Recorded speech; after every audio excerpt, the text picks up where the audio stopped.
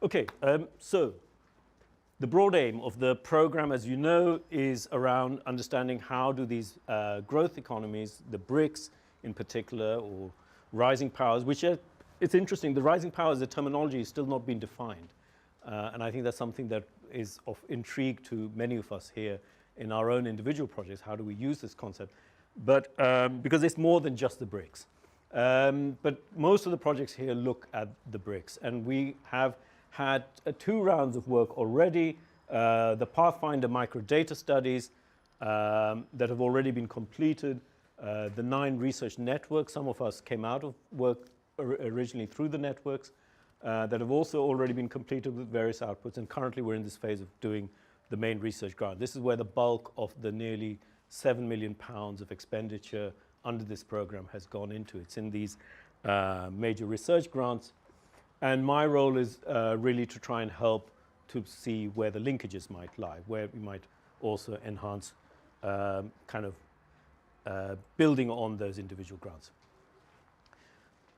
The aim of this workshop really then is to explore those synergies. It's the first opportunity for all of us to come together as a group and to see where we might have some common interests. The most obvious one is around country coverage. I mean, there are 11 out of the 12 projects cover China, for example. So we have something in this room to say about the wider political economy of change, of transformation that is happening within China and China's engagement to the wider world, both developing and developed. So we want to kind of begin to unpackage where those kind of country and comparative dimensions might lie. And the note that we sent out began to spell some of those potential areas out. There are also a number of thematic issues that are coming up across individual projects. A number of projects are interested around questions of innovation. Some projects are interested around questions of developmental impacts. None of the projects have the state in their title, but I would put it to you that every project is interested around the questions of the state and of regulation. And so there is something interesting here about, do we have a new emerging thinking about how the state is being shaped, or how the state in these economies is in some ways different to the ways in which we've looked at the state. And I think, again, there is something interesting to be explored in that area. We all come at it from different disciplinary takes. All the projects are interdisciplinary. That raises both advantages but also challenges. How are we managing those challenges? What might we learn from each other in terms of those disciplinary frameworks that we're using, and in terms of different methodological takes around those processes? And then finally, what are the practices of research? How are we experiencing working in often difficult circumstances, often quite challenging circumstances, and also working with the practice where all of us are engaging with collaborators in these countries. And sometimes those collaborations are built in long-standing partnerships that have been developed over a long time, but in often cases, these are also challenges in their own rights. And there are questions, quite legitimate questions about, who's driving the research, how is the research implemented, what is the nature of research practice, as well as the questions around practical challenges of conducting this research. And I think that's what I would really like us to explore a bit more, both today and substantively tomorrow morning. The other part of tomorrow morning is then turned to thinking about what can we do in terms of enhancing our impact work, and to different sets of communities, to academic audiences, the policy world, and the wider public.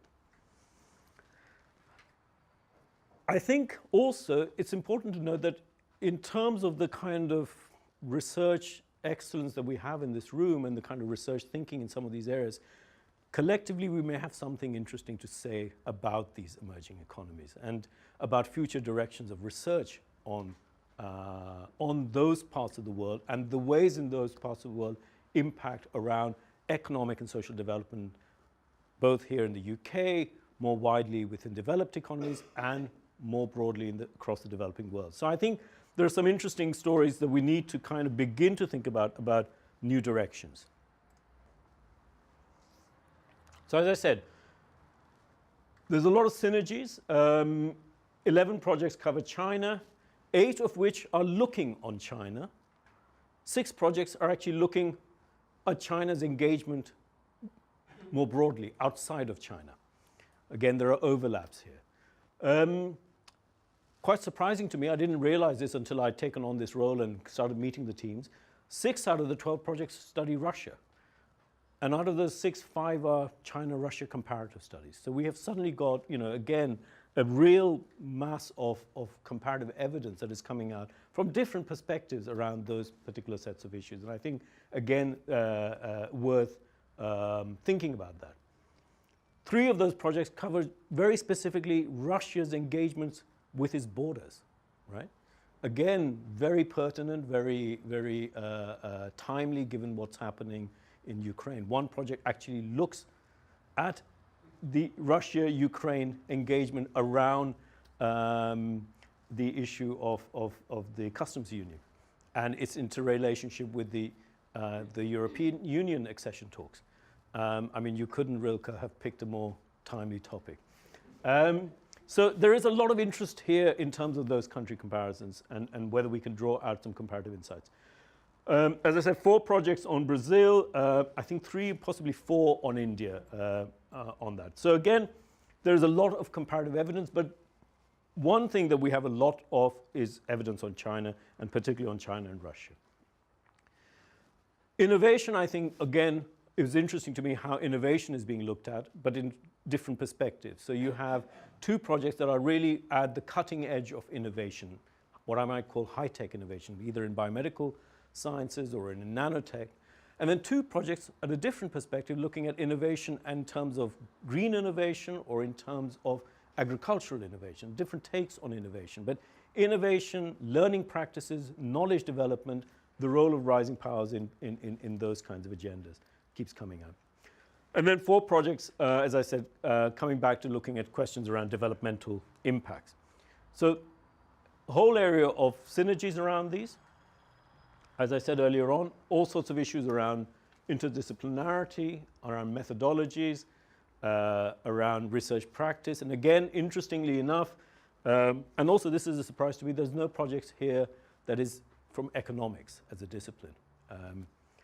And I think that's a shame, really. I mean, it's not our fault. It's not the fault of us who are doing the projects. It's just was an open call. And surprisingly enough, there isn't a project that has come out of this call that is coming from the economics field. Nevertheless, many of the projects are using quantitative methods in different ways and applying those in quite rigorous approaches. All of the projects have some degree of mixed methods work going on. And again, I think there's something to be said about trying to see what we can learn. I mean, some projects are doing deep ethnographies, others are doing elite interviews, and others are trying to do both primary surveys as well as different kinds of qualitative research. So again, what can we build up? Some projects also using frameworks like value chain analysis as a way to look at sectoral perspectives. So again, there are some interesting lessons to kind of draw out around those sets of issues. We will show you later on this afternoon about the website. The website is still not live yet, but it's very close to being live. And we're trying to now generate content for the site. So we're really interested in getting material from you. You're going to be generating the content to the site, as it were. But things like blogs, things like we're going to have a running Twitter feed, other sort of visual content. Lots of projects have in their own proposals various kinds of impact activities that they had agreed to be doing, including visual impact activity. And we want to see whether we can kind of bring some of that on board onto the main site as well. And through that, link back to what individual projects are doing. And also trying to sort of summate some of the material that's coming out, the findings into shorter policy briefs, research briefs that we can get out to the wider policy community. And then trying to target specific audiences. I think there is something that we can say to particular audiences in Whitehall. And what would that be? Who would those audiences be? How would we go about doing that is things that we want to think about. And then finally, what would be interesting for us in terms of academic impact work? So cross-project conference activity. Is there a book here for somebody to take a lead on? Are there a couple of journal special issues? Are there particular conferences that we all attend where panels might be worth framing? So I think these are the kinds of things where, again, it would be worth thinking about. Finally, some other activities. We want to see how we can improve networking between projects. I mean, there are a number of projects where really it would be good where that networking just takes off as a result of this 2 days without my intervention, as it were, without me having to kind of poke you and say, look, you need to talk to X, Y, and Z. How might we do that? And what can I, as the program coordinator, help to facilitate that process? What kind of groupings might there be? We're trying to set up something which we didn't have in the original idea around the program coordination, which is to set up an early career PhD initiative. To try and, there's about 20 odd PhD students or early career postdocs linked to this program. That's a big cohort of young academics coming through the system. And it makes sense to try and bring them together and see whether they have something collectively worth saying and whether we can actually assist them in terms of their own career development strategies. I think also we need to think about how we strengthen our links with rising power states as well, both in terms of the dissemination, but also in terms of the research collaborative ties. And again, some people have really good practice, and it would be useful to learn a little from that good practice in terms of how one builds stronger collaborative arrangements. And then, as I said, a couple of areas about new agendas for research. One is the terminology itself. Is this the appropriate terminology to describe what is happening in terms of what we might call late globalization or the current era of globalization? How is the term conceptualized? I mean, if you look at, and I've been spending some time because I'm bringing out a special issue of Oxford Development Studies in the summer, which is around this question of rising powers and standards. All the sort of the literature on rising powers describes it as BRICS plus something. You know, the BRICS plus one, or the BRICS plus Mexico, or as Jim O'Neill is now talking about, the mints, and so on and so forth. These are very, very kind of names, you know, country specific, but it doesn't really understand, well, what is rising and what is power? And what is the history behind this? You know, do we have a very ahistorical perspective on this terminology? Is this the appropriate terminology to apply to countries that have, you know, I mean, Russia and China have been sitting on the permanent members of the Security Council for a very long time. Are they therefore then rising powers? So what makes them rising powers in contrast to others that do not have that platform and so on?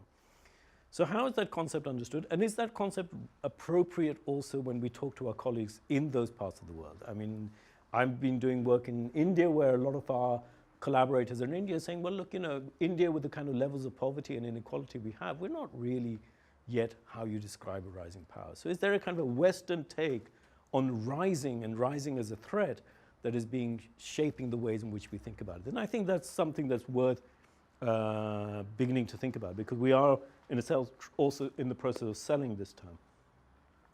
And then finally, I think, what can we say for further agendas of research around this area? Where might we start sending advice or suggestions to our colleagues in ESRC about thinking about new programs of research that come out from what we've been doing?